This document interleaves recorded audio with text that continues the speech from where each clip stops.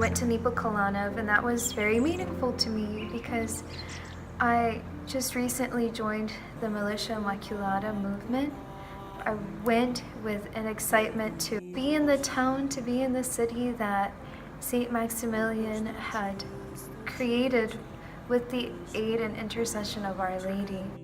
And also to see all the hard work that St. Maximilian Kolbe put into this, not only like with all the stuff he did just for Armagh, but also for the community.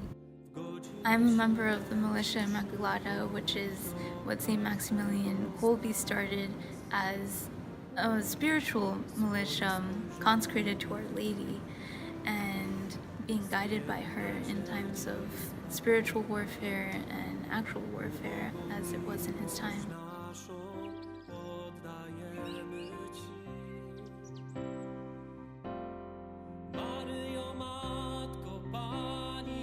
So I knew that there was this town and Maximilian Kolbe founded it and it had a lot to do with Our Lady, but I didn't know anything more about it than just that. So when we went, I got to learn a lot of the history of Maximilian Kolbe as a saint before Auschwitz, which was really cool. And really delve into his message of mercy and how Jesus inspired him to be merciful to others, even unto death and giving his life. A few of the other pilgrims and I were talking about it after the fact, but like Maximilian Kolbe was clearly a saint before Auschwitz. Like you can't just give up your life to save the life of somebody else like overnight. Like that's something that you practice daily, and it's a daily martyrdom, so to speak, in your life.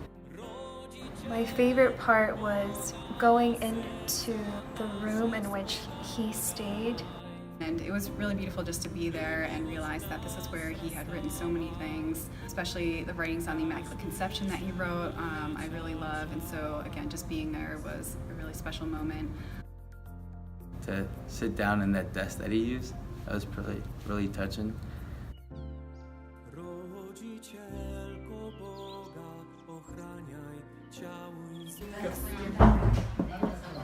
St. Maximilian Kolbe, you're late for breakfast. Come on. Yeah, that's good, man.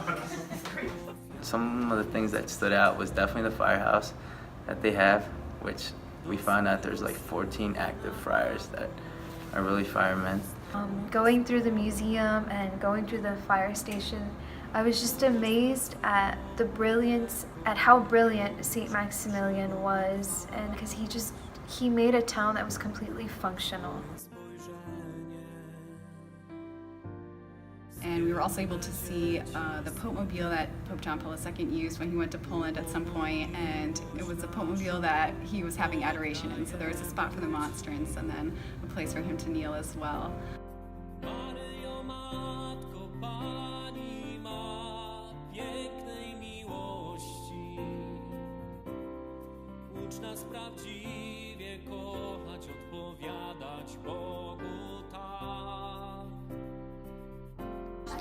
Szczęść Boże.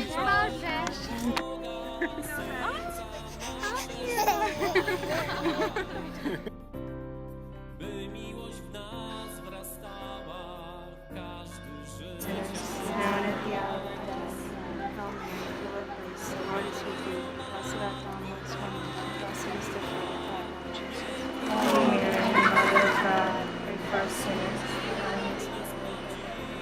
And then later in the evening, we came back to the Warsaw Convent and had recreation time with the sisters, which was really lovely. We were able to share a little bit about ourselves and hear from them. And Sister Gaudia did a great job translating between everyone, but it was really special just to get to know them more and to share with them.